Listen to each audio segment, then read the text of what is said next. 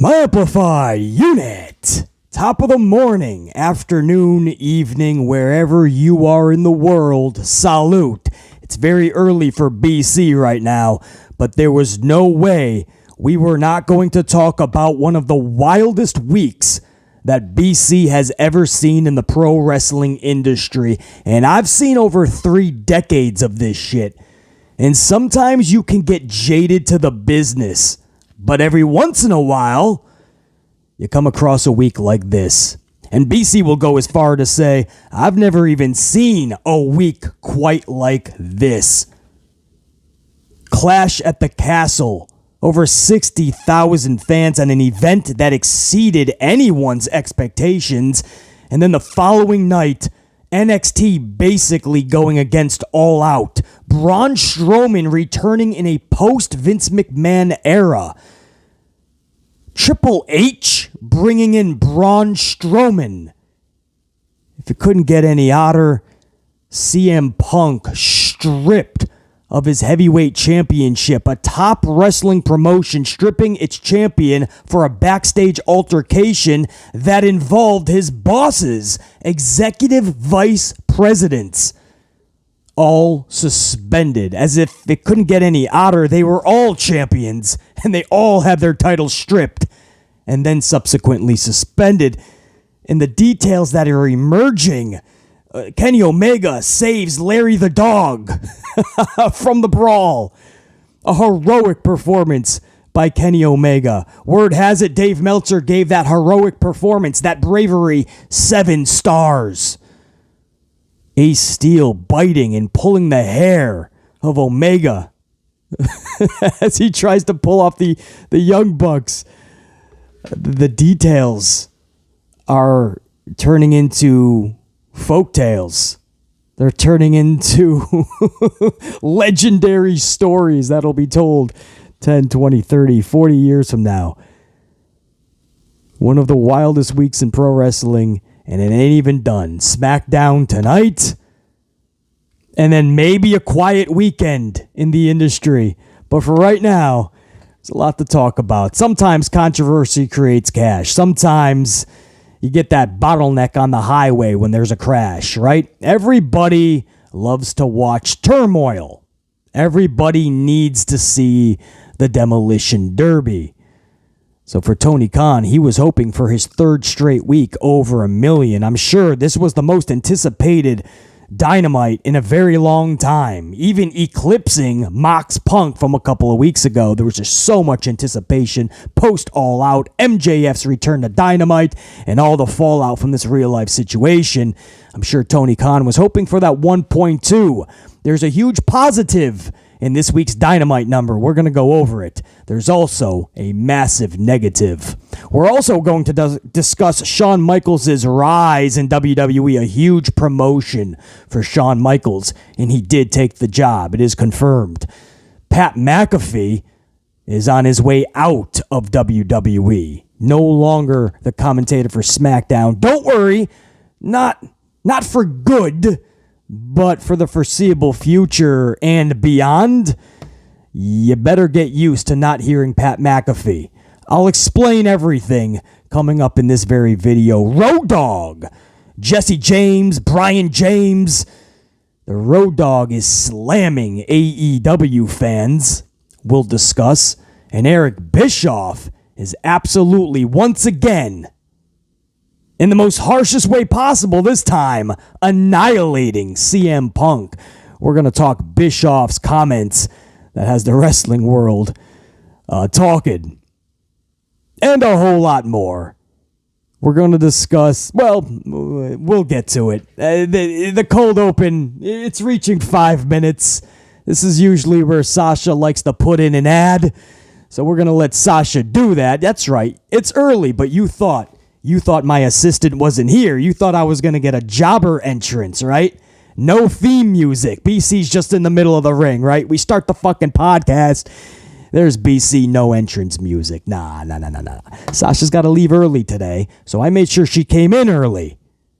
Therefore, unit, you know what we got to do before we get this party rocking, before we get amplified. Sasha, Sasha, you gotta hit my motherfucking music.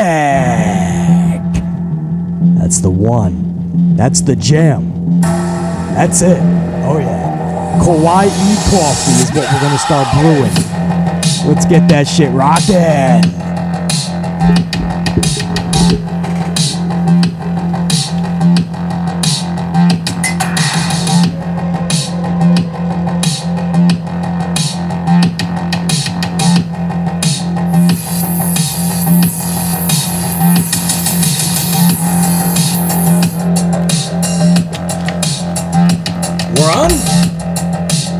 I saw the light go on. You're over there reading a book. It'd be nice to say, BC, we're on the air. The hell am I paying you for? Oh, man, I tell you. My amp unit. Oh, my lovely assistant, Sasha. Light goes on. I'm like, are we on the air? She's got her face in a book. Yeah, you're on.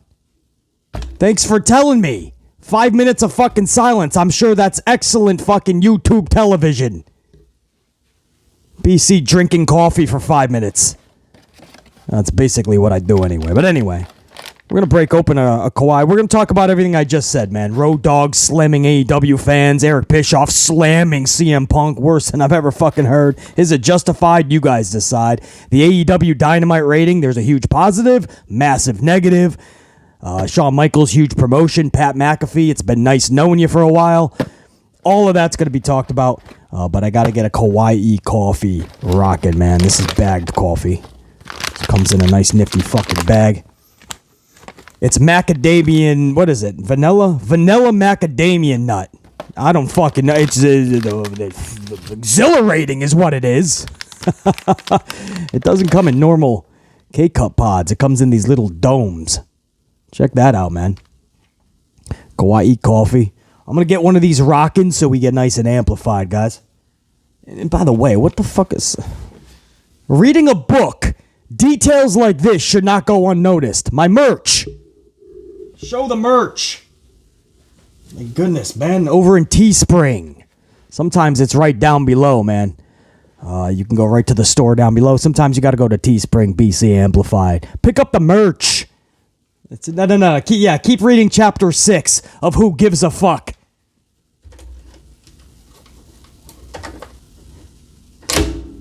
Right. D-scale. I gotta D-scale the machine, Sasha, after this. Probably should have already been done. I gotta D-scale. If you guys have a coffee machine, D-scaling means there's calcium buildup. And this isn't calcium in a good way, man. There's buildup. There's blockages on the fucking... Yeah. Just a health concern. Don't worry about it, Sasha. Keep reading chapter 6 of Who Gives a Fuck. It's an exhilarating book. 67 shades of fucking gray. Unreal. I'll just keep inserting poison. No. We're fine. Okay.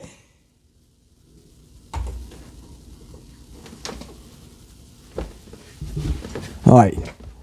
Don't do this at home. If it says descale it, all right? I'm going to drink the fucking coffee anyway because I'm an amplified man. That's right. Oh, boy. Well, we're going to we're gonna see how this goes. It's Kawaii coffee.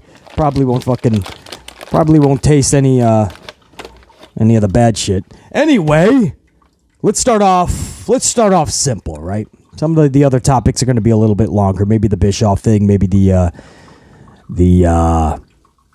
ratings. So let's talk Pat McAfee real quick. Pat McAfee is leaving SmackDown. I don't know if he's already.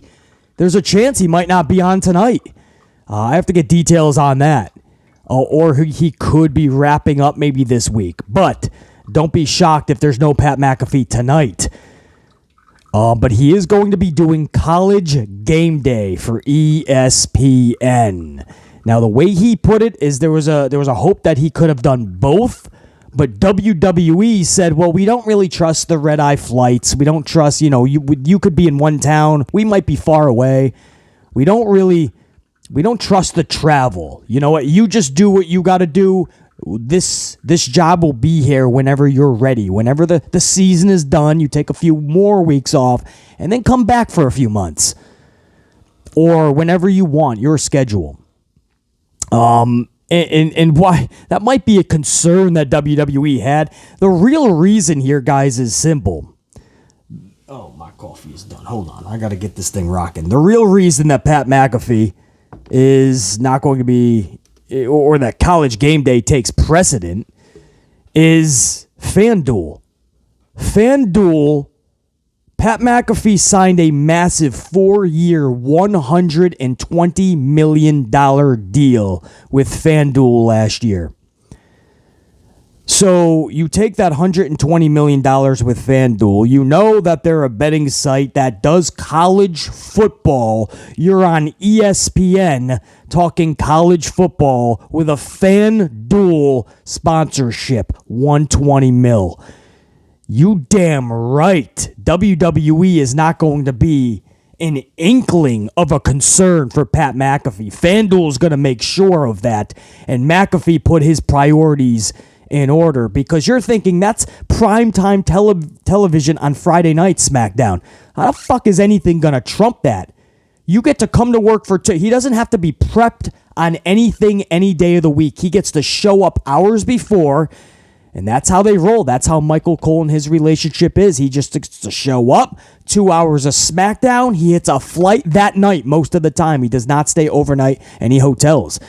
That's a true story. He takes off that night anyway. This is absolutely one of those decisions where they decided this trumps everything. This is massive for FanDuel. Pat McAfee was spoken to, and they said, dude, this is a huge priority. You need to get straight. WWE should not be, you don't even blink in their direction. That's what this is, man. This is straight business. There's no doubt he could be doing SmackDown shows, man. Especially when you look at some of these schedules, the initial games that we believe are going to be in where he's going to be and where WWE is going to be for SmackDown for the foreseeable future, it ain't that far apart. So make no mistake about it, guys. This is absolutely a strategic business decision by Pat McAfee and FanDuel. And the good news is the door is left open for Pat McAfee to return to WWE after the season or whenever he chooses. The unfortunate part is sometimes when these things get rolling, you take another job at ESPN, you take another gig, one door opens up another big thing, and before you know it, guys, WWE, maybe he comes once or twice for a special event to make his presence felt, maybe give us a night of commentary. But don't be shocked if Pat McAfee does not come back. Or he comes back after this season and then he goes right back into his College Game Day schedule and that opens up another opportunity. But this marks, and I think we all knew the writing was on the wall, Pat McAfee is just too fucking special of a talent to be held down by WWE. It's just he had the perfect gig. He shows up for 2 hours and then he gets to fucking leave. It would have to take something like College Game Day and FanDuel and their presence, FanDuel's presence, to really take Pat McAfee away from the commentator's booth on Friday. And that's exactly what happened. It was a perfect storm where he got this position at College Game Day, and FanDuel just happens to do a lot of shit with college football. So that was the perfect storm to get Pat McAfee out of WWE. And again, it's just for the time being, supposedly. But I've seen how this plays out, man. This leads to one thing and another thing. I mean, it should be Renee Paquette.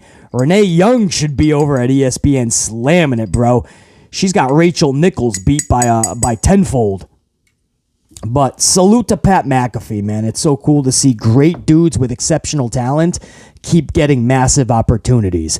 It just sucks that he wasn't able to do both. And the truth is, he could have. A lot of Saturday mornings. You got a late Friday night into a Saturday morning. But there was ways to do it. Many ways to do it. I'm not going to get into it because some of it may sound outrageous, but if you know Pat McAfee and his schedule, it's actually not. But is what it is.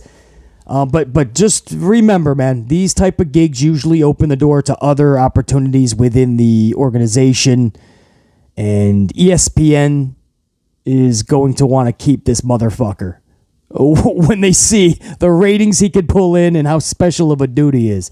So respect to Pat McAfee, and man, I can't wait to see him back in the booth soon, and I hope we do. Salute. To my amplified unit as well. What am I doing?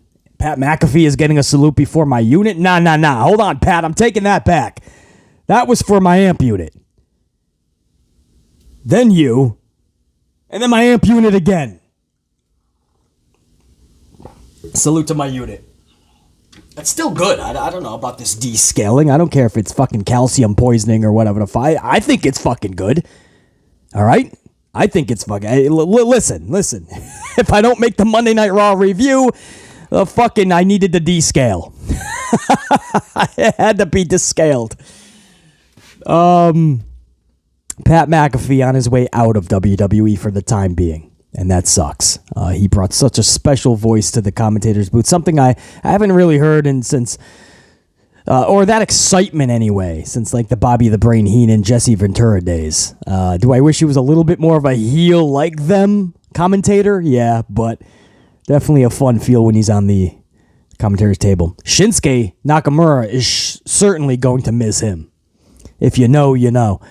Now, on his way up, McAfee's on his way out of WWE.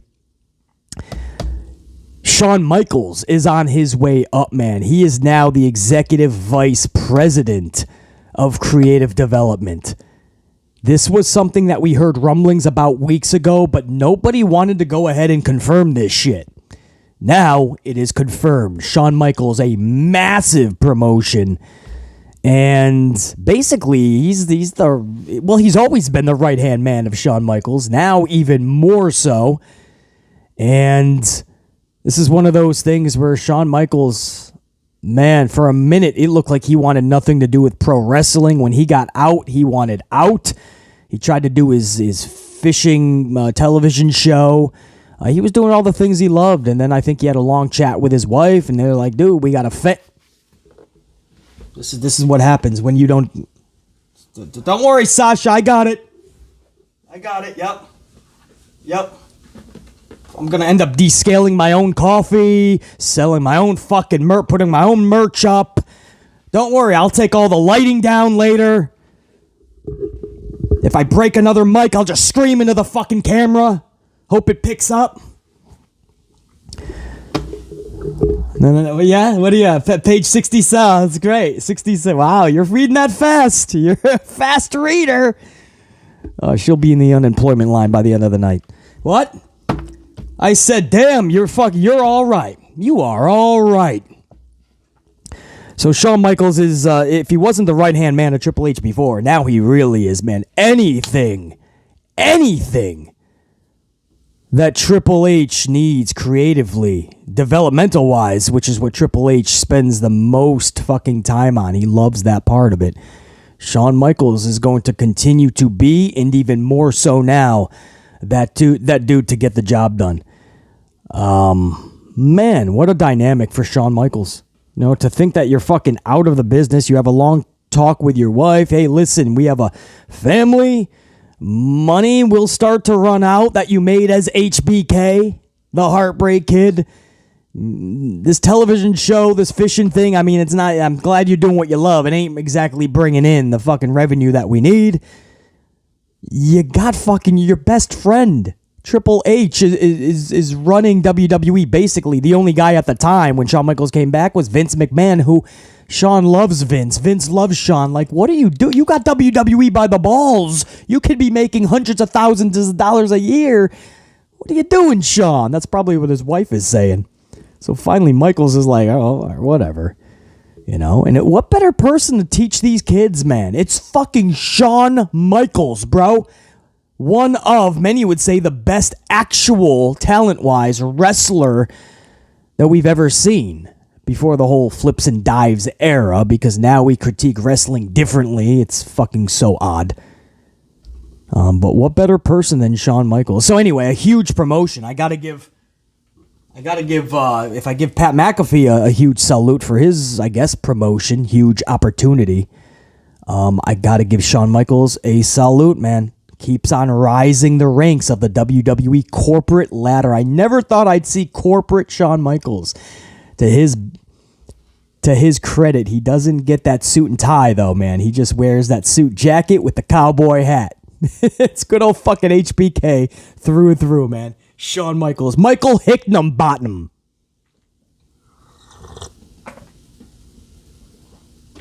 Where do I want to go now? This whole vid's off the rails. It's so early. Sasha's not even fucking so early. Sasha just wants to read a book, and I don't even give a fuck. I'm fucking talking about descaling my coffee machine. This is off the rails. Where do we want to go next? Eric Bischoff? Or do we want to go... Yeah, we'll go Eric Bischoff. Fuck it. Let me put up the... Oh, no, you know what? If you guys don't mind, I want to go Brian James. Road Dogg Jesse James. You guys remember Road Dogg? He's now running... He took Jeff Jarrett's job. Jeff Jarrett left the VP of live events. Basically the head guy at live events for all the talent. Because obviously Triple H can't make those rounds. Stephanie McMahon can't make those rounds. Nick Khan ain't going to make them. Brucey Pritchard, nobody's making those rounds. Not even John Laurinaitis, even though he's for the people. Well, I mean, yeah, of course Laurinaitis can. If Laurinaitis was to make every fucking town, every live event, there's no way he can fuck as many paralegals as he needs to meet his quota in the week. But the point is, Road Dogg took Jeff Jarrett's position, and but he keeps talking though. He keeps a healthy amount of fucking material for us to talk about. Kind of took a little jab, another jab at AEW fans. He was talking about Kofi Kingston and how Kofi getting jobbed out to Brock Lesnar after 35. That was one of the reasons that he walked away. I mean, he was also being kind of turned away, too. Were you really just being... Did you just walk away? I don't know about that. I think the writing was already on the wall for Jesse James. But Brian James now. But he says that that's one of the things. He was like, that he just wasn't on board with it. Now he sees that there was a business side to it. But at the time, he's like, that was one of the reasons. He says, and I quote, "That's one reason I walked away. It was one reason. There were several, but that creative decision was one of them." He says, "I do think there's something to that, especially if you're talking about the layperson." He says, now this has to do with smaller guys like Kofi Kingston. I probably should have said this first. They were talking about smaller guys like Kofi holding a championship and being believable. And when Brock squashed Kofi, a lot of that was from Fox. They really wanted Brock to look dominant. There's a crazy concept. He should be looking dominant, but you can't raise somebody up by tearing somebody else down. Brock being dominant should always have been happening. You should not be squashing Kofi Kingston, the talent, and be your fucking champion. That should be common sense 101, but in WWE, especially under the old bastard in Stamford, Connecticut, that's never a given. And once again, it was not a given on that night when Kofi got squashed. And then they didn't learn their lesson, and they basically had fucking Big E do the same thing, just in a little, maybe a little better. But anyway, about smaller wrestlers being believable. Brian James, the Road Dogg, says, I do think there's something to that, especially if you're talking about the layperson. If you're talking about the black t-shirt wearing guy that tunes into AEW, he doesn't care. But real people go, that dude, I'd kill that guy. Another one of those subtle Road Dogg jabs at AEW, man. If you're talking about the black t-shirt where he puts them all under one category, it's kind of funny. There is a little bit of truth to that now that you think about it. When you're talking about the black t-shirt wearing guy that tunes into AEW, he specifically says that. He doesn't care. But real people, as if the fucking AEW fans are not real. bots. They're bots. But real people go, that dude, I'd kill that guy. If they saw like a guy like Kofi Kingston as a champion, or a Darby Allin, or an Orange Cassidy, or a boy from the jungle. Fucking Daniel Garcia at 160 pounds soaking wet. Brian James is talking about a real person as opposed to an AEW fan. I'm like, you can't do them dirty like that, James. He says, I also think the work was a lot different, though. Back then, they used to work like it was an actual contest, a physical fight. He's talking about back in the day when wrestlers had storylines and you had to see the pay-per-view, the culminating moment, not to see cool moves, but you wanted to see these two larger-than-life guys get it on, man. You wanted to see the culmination of the storyline, the feud come to a culminating point, the matchup,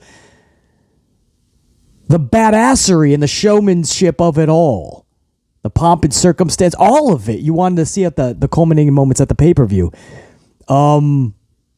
So he says, and I quote, I also think the work was a lot different. They used to work like it was an actual contest, a physical fight, and we don't work like that anymore. Now, we just worry about our work rate and how many spots we can do. And look, I can do a backflip. So the fans' perception is I don't believe it's real. I don't think if I saw you at the gas station, you could beat me up and you're the champion. End quote. So there's so much to unpack there. He's basically saying what BC has been telling you all week. I've been telling you this for the 5 years I've been creating content. I've been telling you this. But I've been saying it especially over the last week because AEW for several weeks has been going in this weird range where they've just been doing a lot of flips and dives matches until this past Wednesday, where BC said it felt like an all-around complete show. Far from superior or excellent or even really good, but a good show, top to bottom, a full show for everybody to enjoy. And I'm going to get to comments that Tony Khan said when we talk about the ratings too, because he's going to back up what BC said. Believe it or not, Tony Khan and BC actually see eye to eye. I'll talk about that in a little bit. But I've been talking about this, how we don't work like we used to anymore. Storylines basically don't matter to a lot of fans. Maybe it is primarily the AEW diehard fan that doesn't give a fuck about storylines, and they just want to see Omega and Ospreay because they do cool moves. They just want to see Pac versus Penta because they do cool moves. They just want to see Wheeler Yuta and Dan Garcia because it's a banger of a match. And they don't care about really anything that's like a care, an investment, a reason that we want to see this built over months to see a culminating moment at a pay-per-view, a reason that we want to give our money other than, wow, we're going to see wrestler A take on wrestler B because they do really cool moves. They do gymnastics on a trampoline, but they call themselves wrestlers in what they call a wrestling ring. But the ring has really become a trampoline. The wrestlers are just glorified gymnasts. Jesse James, Brian James, the Road Dogg, is saying the same thing I've been saying. And I quote, we don't work like that anymore. We just worry about work rate and how many spots we can do today. And look, I can do a backflip. And I love how he ends this, though. Whether you agree with Brian James or not, I understand. But he says, I don't think if I saw you at the gas station, now he's talking about smaller champions. I don't think if I saw you at the gas station, you could beat me up, and you're the champion. I think that's a little bit to it. I don't think it's just the smaller, though, because, for instance, Bryan Danielson, I absolutely believe that he would be world champion. And if I ever saw him, Brian James says if you ever saw him at a gas station, you wouldn't think he could beat you up. If I saw Bryan Danielson, I wouldn't even think about a fight. I would think about, like, dude, that's fucking Bryan Danielson. I mean, that's a believable champion. AJ Styles is not the biggest guy. That's a believable champion. Shawn Michaels and Bret Hart were actually not the biggest of guys. I know I'm starting to get a little bigger now, away from Cassidy's and boys from the jungle. Darby Allin's, but my point is that you can be smaller and still be believable. Kofi Kingston was a feel-good story. And I felt more than believable. He's been in WWE long enough. He caught that wild ride of momentum that everybody in any sport can catch. Anybody at your job, you can feel momentum. And you just start rocking out better than you ever have. I thought Kofi was absolutely believable.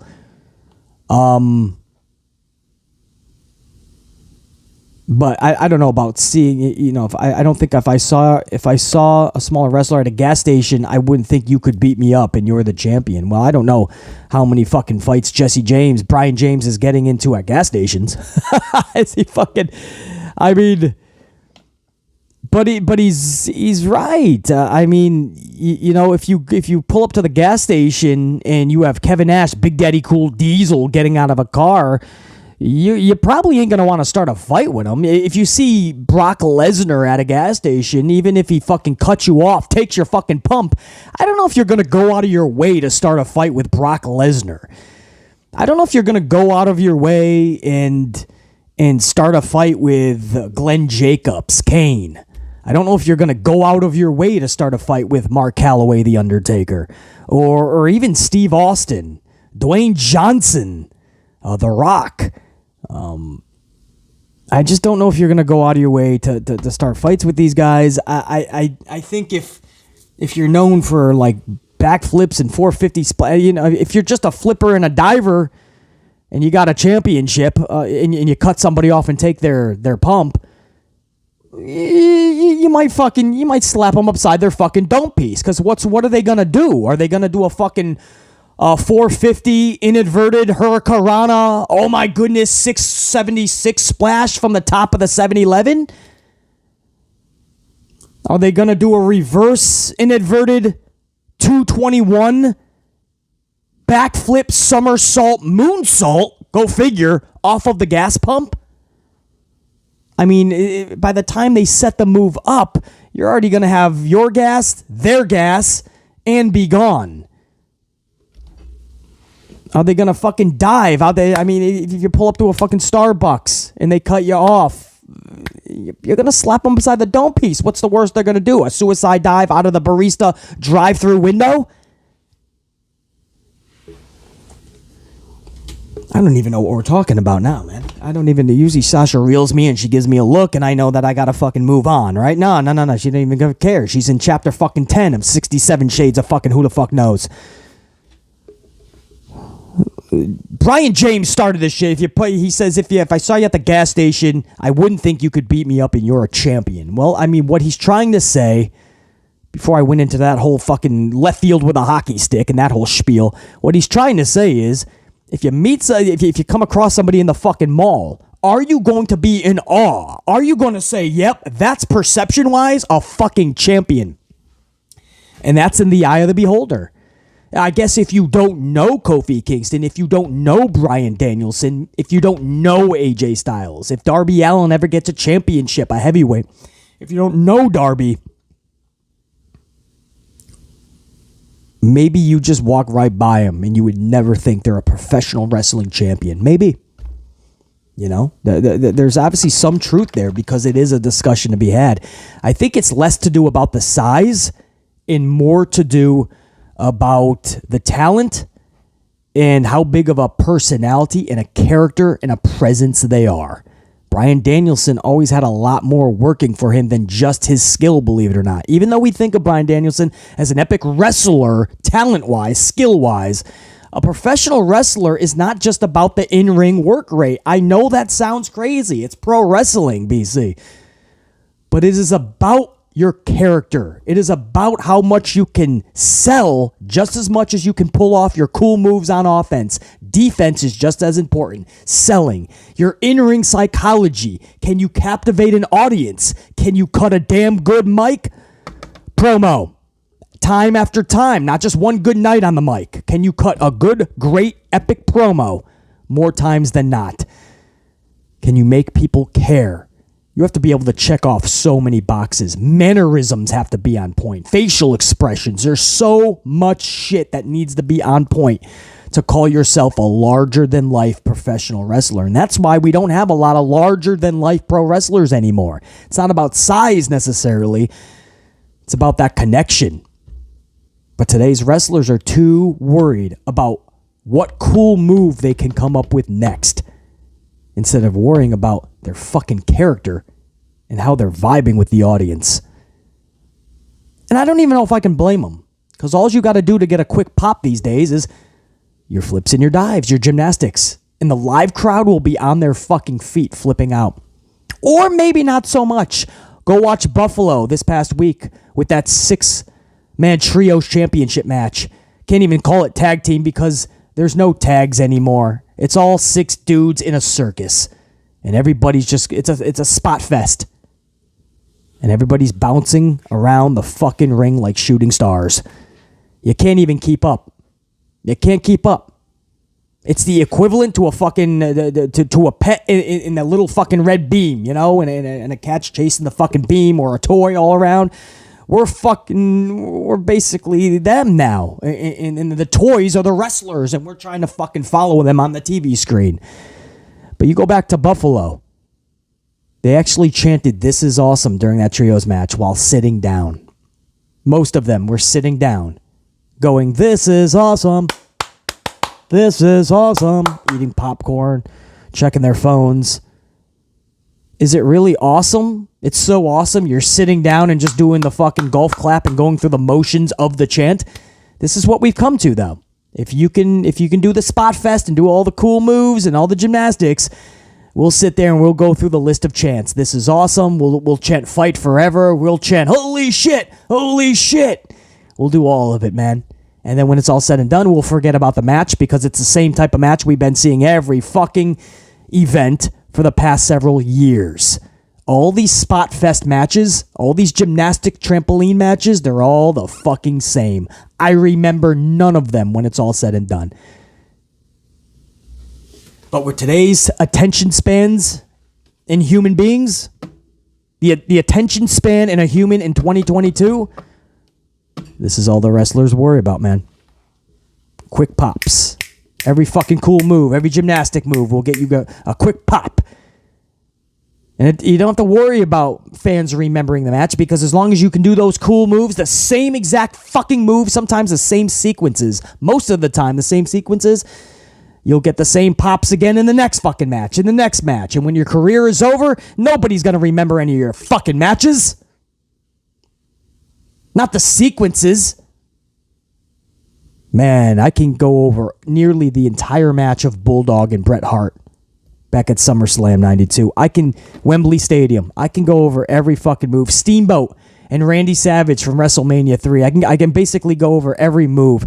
That's how much of a connection it was with that match. Shawn Michaels and Undertaker. I know every single move in that match. Every sequence.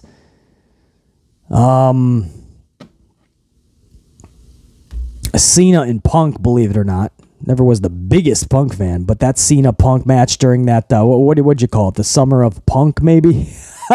Around the Money in the Bank, that matchup for some reason there's so many. I'm just giving you guys some. I can obviously Sergeant Slaughter, Hogan, Mania 7, also Warrior Savage, Mania 7. There's just so many fucking matches. Even Big Boss Man, I always say these matches, Big Boss Man Mountie, Big Boss Man Nails, Jake the Snake Roberts, and Randy Savage. All these matches, I remember nearly the entire match, move for move, sequence by sequence. And over the past fucking 5 to 10 years, I get nauseous by most of these matches. There's so much fucking nonstop action, and people just don't want to take it back just a millisecond, man. Just take it back a little bit. Take it a little bit slower. Sell. Relax. Take a breather. Let your fans become emotionally invested. It seems like I'm preaching this week more than ever. I'm going to fucking move on. That's what Brian James had to say about smaller guys in pro wrestling. And he took it upon himself to take that little jab at AEW fans, man. Real fans. He says real fans, they care. They care about the believability of a champion. There is some truth to that. But it's not just about size, Brian James. But yeah, wrestlers are getting smaller and smaller for sure. This is basically all the fans that grew up during the heyday now becoming wrestlers. The problem with that is most of the fans are smaller. They're all well under 6 feet. Most of them are under 200 pounds. And that's what you're seeing in pro wrestling more than anything. That's why I say they're like gymnasts, right? It's the size that you would see for gymnasts and things like that, a bunch of ricochets. It's different, man. And I can't say that the next generation, I mean, because now you have fans of those fans and they identify with them, right? Because they're the same size and everything.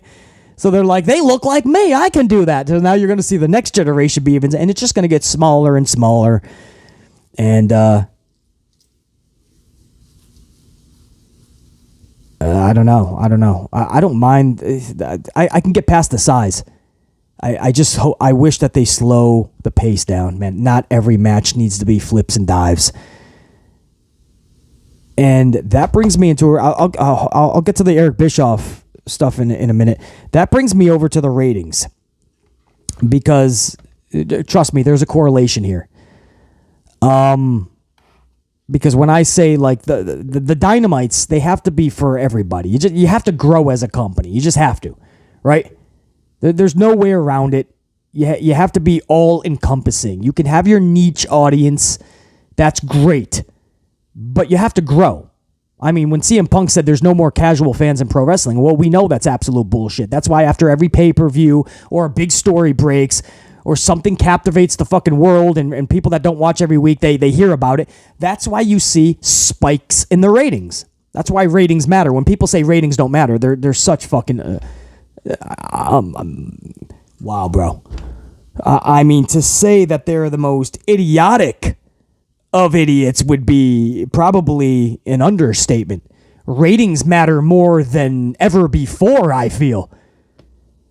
It's the only metric we have in a day and age where there is so much we need to know media-wise. Because there's so much media. There's so many facets. There is so many ways to view shit. Those ratings, man, they give you the best sense of the overall picture. It's not everything, no doubt. But it gives you it's the microcosm to the larger scale. So you could argue ratings matter now more than ever. And you have to grow that number. If you're going to compete with the big dog like WWE, who's now pulling in over 2 million on Raw, and they went down several thousand this week, and they were still over fucking 2 million, and that's their Labor Day show. And you're trying to get 1 million. You got to grow. And I love what Khan said. He said this week's Rampage, he said, not only do I promise you a good show, but a good show for all wrestling fans. And he capitalized all. How cool is that? That's the first time I've ever seen Tony Khan say something like that. Get away from his niche audience. Get away from his niche audience and actually say something like that. I promise you a good show for all wrestling fans. And he capitalized it. And it's not... I don't think this is a coincidence at all. BC was just saying this in yesterday's stream, how I felt Dynamite, even through the turmoil, actually produced one of its best shows in a very long time, because from top to bottom, it seemed like it was for everybody. It wasn't just for the Spot Fest fans with the short attention spans, and they just need to see cool moves nonstop. And when that match is over, get more dudes in there that can just do cool wrestling moves, so we can go online and say that was a banger. And then we can just go online when the event is done and say we just saw 5 bangers on Dynamite. No, wrestling is not about banger after banger after banger on a weekly television show. It's about building storylines to get us to a pay-per-view that we give a fuck about and we happily want to hand over $50. Tony Khan saying all wrestling fans in capital letters. Man, I don't think that's a coincidence, because it wasn't just BC. Or maybe it was. It can't be just me that was saying Wednesday's show felt like it had a little something for everybody. I only saw one actual spot fest for the most part. Even Utah and Garcia told a bit of a story during the match. I mean, it was Garcia's hometown too, I believe. That added to it. Yeah, I could just remember one. It was the opening contest, the Trios Championship, which wasn't even a tag. Again, it was not a tag match. There was the referee was in the corner, either scared to tell everyone the rules or just didn't give a fuck about the rules, and he just let all 6 dudes do all their cool moves, their flips, their fucking dives. BC got nauseous trying to keep up with the action, and I was just so happy when it was all said and done. And aside from that, everything else, man, there was a flow to it. There was anticipation. I felt there was more good than bad on this show. And I made that statement yesterday. I just felt it was for everybody. And he went ahead and he put in caps all wrestling fans. We're going to put a good show together for Rampage, man. I don't think too many people are going to watch Rampage. Sorry, Tony. But the fact that he is now seeing the bigger picture. You can't just be for your fucking niche. That's going to fall to the wayside eventually as well. They're going to fucking have enough with it. If you ain't fucking building, if you ain't growing, you're just dying. I'm so glad to see that comment from Tony Khan. Now, what did Dynamite bring in, you're asking, right? Dynamite pulled in just over 1 million in viewership. And I'm going to give you the exact number because this actually matters. So give me 1 sec while No, I got it. Nothing I can... I always do this anyway, Sasha.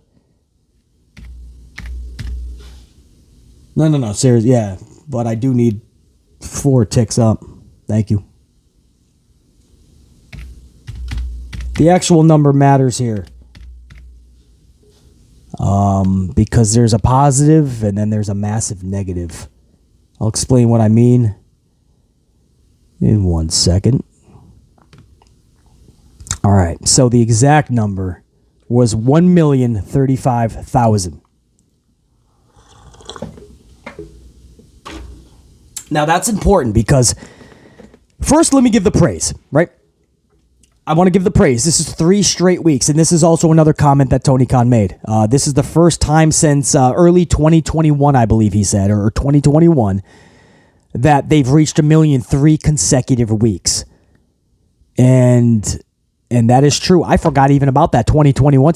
There was a moment in yesterday's live stream where I literally, and by the way, thank you to everybody that tuned into that live stream, man. Over 10,000 views already on that shit. We're headed toward 1,000 on the ups. You guys are smashing that the fuck out of the water.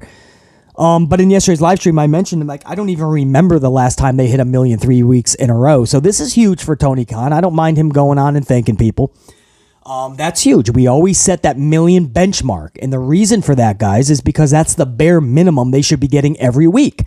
BC is a numbers guy. For my tried and trues here on the channel, I preach this every show that I do, nearly. Maybe that's a slight exaggeration. But I try as often as I can to remind everyone I'm a numbers guy. So when I talk about numbers, it's because I'm already doing my due diligence. I've done my research. And what people, not just BC, but people like me that have cracked the numbers, AEW, there's no reason with that roster and the TV time that they have at the spot, the position that they're in on primetime Wednesdays and now even a Friday show, there's just no reason. And what they're allowed to get away with and the money that is backing everything, there's no reason they bare minimum shouldn't be getting 1.2, 1.3. Oh, anywhere between a 1.2 and a 1.3 bare minimum after 3 years on the air. So the fact that we're struggling to get to 1 million, that's why we reached that $1 million benchmark, right? A lot of people go, well, where did this mysterious million, who says they have to hit 1 million? Where did that come from? 900,000 is good. 950, 975. It's good in a lot of aspects, no doubt, right? To a cable station, they're going to keep that. 900,000, 950, 975, that's going to get you a new TV deal, guys. That's why the MTV Challenge gets picked up every fucking year. They only do around 900, 950 tops. Once in a blue moon, they might hit 1 million. I say the Challenge because they're the closest in any type of competition series. They're the closest to AEW numbers. They always kind of fuck around 800 to 1 million, anywhere between that. But they get picked up every fucking year. Cable station would love to have you. The problem is if you aren't growing that number, you're just going to eventually drop, right? You're going to hit that 800. You might hit 750, and then who the fuck knows? And before you know it, in 2 years, 3 years, your TV deal is not looking so fucking good. You ain't going to get another one. So you want to grow it. So that's where the million comes from, guys. It's the bare minimum. They should be getting 1, 2, 1, 3 because people that know numbers have cracked the fucking code, and that's what we all came up with. That number didn't just come out of nowhere because it sounds like a nice full whole number, but it does. It does sound like a nice full number because it is. But we came to that conclusion because that's the bare minimum, bro. What do you want us to say? We could be harsher and say they have to pull 1.2 every week because that's the truth. 1 million, we're being generous. So that's where that benchmark came from for the people that are saying, where did this million, why do they have to hit 1 million? Nobody said they had to. It's just they should be. They absolutely should be. And Khan knows this. If you noticed, Khan really speaks out when they hit over that million like he just did again. A huge pat on the back. He went on social media and gave himself a pat on the back, and I don't blame him. You know, it's a huge sigh of relief, man. You hit 1 million 3 weeks in a row. Because Tony knows. Tony is a numbers guy, and he knows they should have been pulling in 1 million plus the whole last year. And he knows he's got to change shit. And I love how he put all in capital letters. He now knows that he's got to change business a little bit. The diehards might get a little pissed off at that. That's tough shit. This is a business, and it's time that Tony Khan starts acting like he's the owner, starts acting like a businessman, and not just a mark. Now, that's the positives, and I wanted to crack that number too. 1,035,000. Now, here's the negative, and it's massive. This is the biggest storyline that AEW has ever had, and it's real, right? A lot of it's real. Some of it is hot shot Hail Mary booking, Mox and Punk from 2 weeks ago. And Khan, some people thought it was just desperation. I think there was a little bit of that. I also think it was a Hail Mary. He was going for something. To really try to crack that 1.2 at least. He really wanted to crack that 1.2 going into All Out, knowing that he was basically going against Triple H in Worlds Collide NXT on All Out Sunday. So I think he wanted to pull that 1-2. He went for the Hail Mary. So it's a little bit of the actual booking and a whole lot of real life scenario and situation playing out, which just happens to be the most interesting thing that AEW has ever done. The real life backstage shit is drawing everyone's attention, other than maybe MJF Wardlow. And that was a real legit storyline. That's something that Tony Khan can be proud of when he pulls in a big rating. And he sees why it was done. It was his work. It was his creativity. It was his wrestlers' creativity and what they did. That's when you can give yourself a pat on the back. When you're reaching a number because of turmoil and tension within your locker room, I don't know if that's really a pat on the back that's prestigious or that you want to give yourself. But it's 1 million 3 weeks in a row. I'll give him a mulligan. But this is the biggest attention grasper that AEW has had the last several weeks. Starting with the awkward Mox and Punk situation, hot-shotting that match 11 days before the pay-per-view. That grabbed people's attention. They needed to see what happened in that match. Then the aftermath, because it was a squash, so the next week they had to find out what the fuck was happening. And then the real-life backstage brawl this past Sunday, so people had to tune in this Wednesday. The last 3 weeks, you could easily say, was the most anticipated Dynamites in a very long time. And they were only able to squeak by 1 million all 3 weeks. Mox Punk, 11 nights before All Out, pulled in, or was that a couple weeks and then it became 11? Well, either way, whatever that was, 2 weeks ago, that pulled in 1,049,000. 1,049,000. Tony was most likely going for the 1-2 that I was talking about, because he even talked about that 1-2 several times in the past. He didn't even pull a 1-1. Pulled 1,049,000. The next week, when everybody was talking about the fallout, how could this have happened? Something big now has to fucking happen. An announcement. What is going on for All Out? It's your go-home show. And last week, they lost Nearly 20,000 viewers. Or was it 20 up front? Was it 1,029,000? Maybe it'll tell me here. I believe 1,029,000, or right at that number. So they basically lost 20,000 viewers. It was roughly 1,029,000 from the 149. So you lost 20,000 viewers. Or was it 30,000, bro? Nah, hold it up. It might have been more. Hold on. Now, see, we're going to find that out, man. What Dynamite was that? August 31st.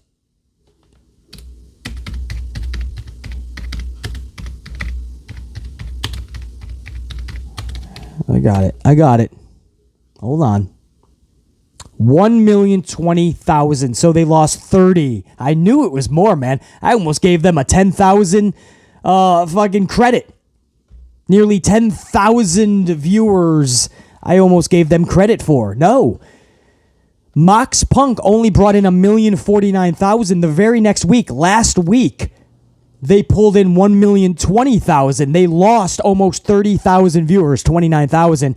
And then this week, 1,035,000. They gained only 15,000. A post pay-per-view, post All Out, MJF's first appearance back on Dynamite in months. In the real life situation, and we had to find out, are titles being stripped? Is there vacancies with those titles? Are they vacant? Is there suspensions? Who's fired? All this anticipation throughout the entire fucking day, man. From Monday and Tuesday into Wednesday. And you're telling me they only gained 15,000 viewers. So on the one side, absolutely, man. I'm not going to move goalpost. Everybody talks about the million. They hit the million. But just know why we say that. This was the biggest thing in AEW you could easily say ever. And when it was all said and done, the last 3 weeks, the highest they got was 1,049,000. What happens when this dries up, guys? Next week. Next fucking week. Oh, in their favor, what they have working for them is this Grand Slam shit and crowning the new champion. So there's a chance they stay roughly around 1 million. I don't see how they go to 1-1. Oh, like, what if this doesn't get them to at least a 1-1? And again, I don't want to sound like I'm moving goalposts because we've always talked about 1 million. Now they're at 1 million. Now BC saying, what about, now it's 1-1? No. What I'm saying is this is their biggest high point in the company's history. If you ask Tony Khan, he would honestly say he was hoping for 1-2, 1-3 to start. And if this is really going to succeed, everything that's been happening, the attention they've been getting, he'd probably tell you a 1-4, which was their debut episode. He'd be telling you he would want that again. So my thing is, I'm not moving any goalpost. I'm saying, I don't even see how they could ever even hit 1-1. And once Grand Slam is done, and this whole thing has pretty much been swiped under the rug, nobody's interested anymore. Again, attention spans don't last that long anymore. What happens, guys, if this only pulled in 1,049,000 at its peak? And it's 135 for all of the aftermath. Aren't they going to be right back in the 900,000 by the end of September?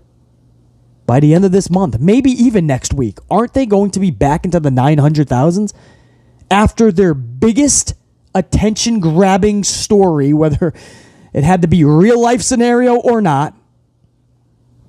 The biggest thing to rock AEW and get everybody talking, even overshadowing Clash at the Castle, because they took all the headlines. All the attention was on Dynamite for Wednesday, and they pulled 1,035,000. That's the bad news, guys. I was positive. The million, fuck yeah, man. No goalpost is moved, man. 1 million is still what you bare minimum should be getting. But I am rocked. If you've been listening to BC's live streams this entire fucking week, the last couple of weeks, I've been telling you guys what I I've been talking about the ratings and what Dynamite after the show, what they possibly could bring in. And I've been talking about, do they pull 1-1-1-2? Do they creep toward a 1-3? I was talking like that, and I'm a numbers guy. BC is actually, as a numbers guy, shocked that they did not get higher ratings these last 3 weeks. But what Tony Khan has working for him it felt Wednesday night like somehow he was able to locate his big boy pants. I don't know if they were stuffed away in a closet. Maybe his dad stuffed them away on a top shelf. But Tony Khan has finally found those big boy pants. He put them on, and it looks like he's going to be a businessman going forward, and he's going to make big boy business decisions. Whether that means firing people that need to be, whether that means taking titles like EVPs off of people that maybe shouldn't be EVPs, I don't know. But if it means putting together a wrestling show that from top to bottom is going to attract all fans and get us invested and bring back old school wrestling that uses in-ring psychology, selling, and a lot of storylines, story-driven entertainment, because it still has to be entertaining. I mean, every sport you hope is entertaining. I think Tony Khan's finally realizing it has to be more than just cool moves and dream matches. Maybe. Or next week it's business as usual and we're right back to 900,000 viewers and all the EVPs are back from their 1 week suspension. 7 days! That's another good point. Does CM Punk serve his suspension now? Which, because he's injured and needs surgery or already had surgery, he's going to be out at least 7 to 10 months now. 6 to 9, 7 to 10, whatever your timetable is, it's the better part of a fucking year. Then you got to ask yourself, does he even want to come back? Does Tony Khan want him to come back? I mean, it's been a flop. He has not pulled in the numbers that they were hoping for. He has not moved the needle like they were hoping. He's only caused more fucking problems, if anything. At this point, and he's so fucking fragile and brittle, and he's breaking things every match, it seems. Even his UFC run was postponed because he was injured. I mean, the guy gets injured too fucking easily. He said in the media scrum, I use media in quotes because it's not really media. It's a bunch of fucking podcasters calling themselves journalists. But he said right there, he said, sorry if I'm snippy. I'm old. I'm tired. I'm broken. He said that. He said that, man. He's done. But you got to ask yourself, is the suspension going to be while he's injured? Because then he could just come back right after injury and he doesn't have to serve a suspension. Or is Tony Khan going to relocate? He's got to relocate those big boy pants and suspend him once he's cleared. So once the doctors clear Punk, then Tony Khan suspends him. Or is Tony Khan going to tuck his balls between his legs and they're going to claim that Punk is cleared in like 5 or 6 months when he really needs a couple more months, and that's when the suspension will start. Does that make sense?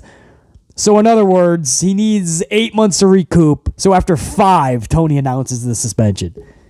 And that way after 8, you get what I'm saying? I mean, Tony Khan could totally flub this, bro.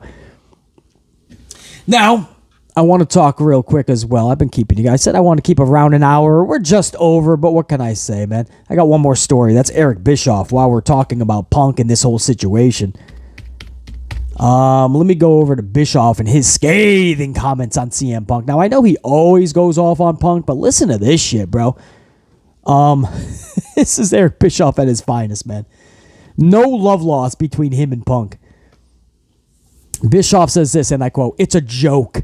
He says, "A disaster, clearly. But even if you wouldn't have had what happened Sunday, even if Punk hadn't had his whiny-ass bitch boy meltdown and eviscerate his boss, who's paying him millions of dollars, far more than he's worth." He says, "I'm just disappointed, and I was hopeful like a lot of people, but clearly since he's arrived there, in my opinion, he shit the bed. The guy can't have a match without being hurt and put on the shelf for 6 months. He's old, he's brittle, and he's bitter. Move on. Next." Damn, bro.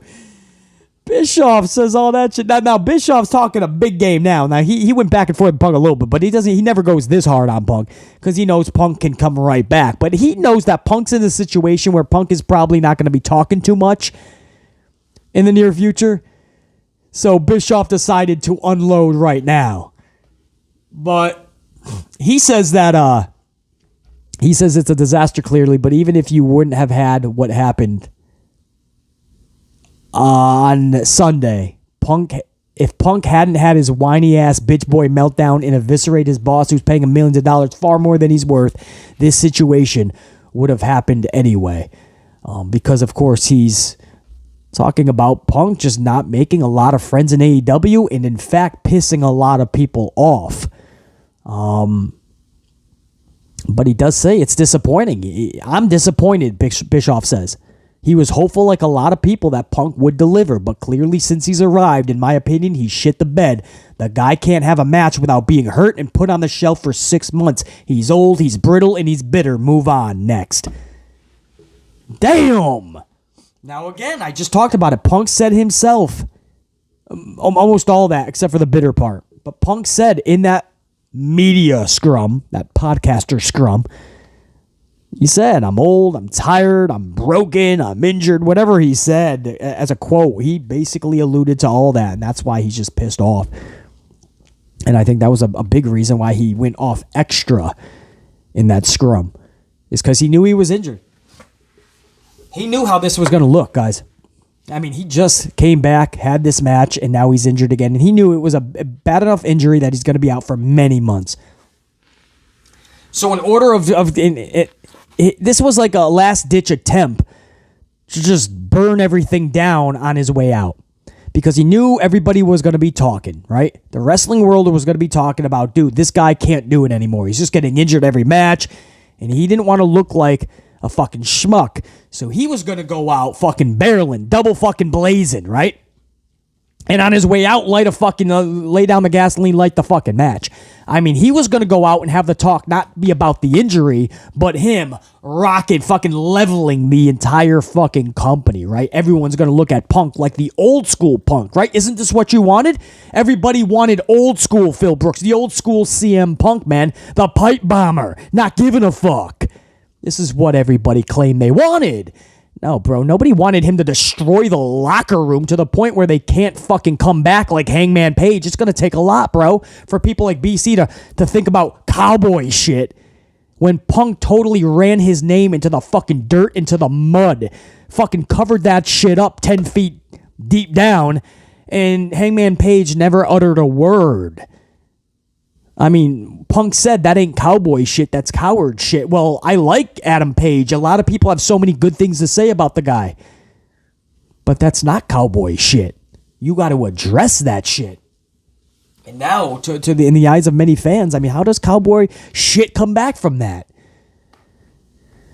You know, you have All Out, and you overshadow it by talking about Colt Cabana for nearly 10 minutes. Colt Cabana is the fucking talk of the town after All Out, after Tony Khan puts that 15 matches together.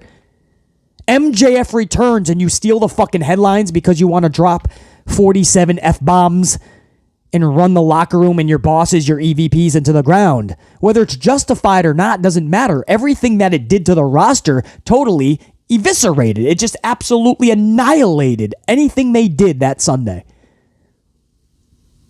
That's going into business for yourself, and but he tried to make the narrative that the old Punk is back. But that's not what happened. Now we're talking about how much of a fucking jerk off he was again, and how he can't fucking wrestle without getting injured. I mean, it went very bad for CM Punk. It went the opposite of, I'm sure, how he wanted it. But hasn't that been his return to pro wrestling since his debut in AEW? Hasn't everything kind of gone fucking weird and just not exactly as planned? The locker room did not take to him so kindly. They didn't take all his advice, and he got pissed off. And the old Brooks came out, man. And that's never a good thing, and it doesn't end well. We saw that once before, just saw it again. It's funny, Triple H said that to his face in a promo in WWE, how Punk truly was. And John Cena, right, the Triple H one is making its rounds on social all the time that I come across and my boys sent to me. And it's like, well, what about John Cena? John Cena, I don't know if you guys can find that or whatever, but John Cena once did a promo with Punk, and he basically said the same fucking thing. You know, you talk about change. You talk about change wasn't about ice cream bars. No, you lied to everybody. Change was only if CM Punk is on top. And Cena cut a really good promo that was like the Triple H one. So I don't think the Cena one gets enough credit either. But the point is, all these promos in WWE to Punk were almost all the same. That's not coincidence.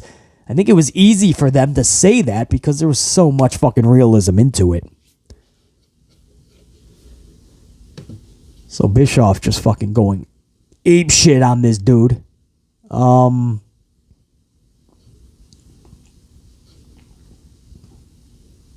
I think that's where I'm going to stop it there, man. There's a couple more stories I could have done, but we're over an hour now. I really wanted to keep this under an hour, guys. It's a Friday. You guys got a lot to do. If you're going to watch SmackDown tonight, you're trying to get it done beforehand, and you just want to get a jump start on your weekend. I understand that shit.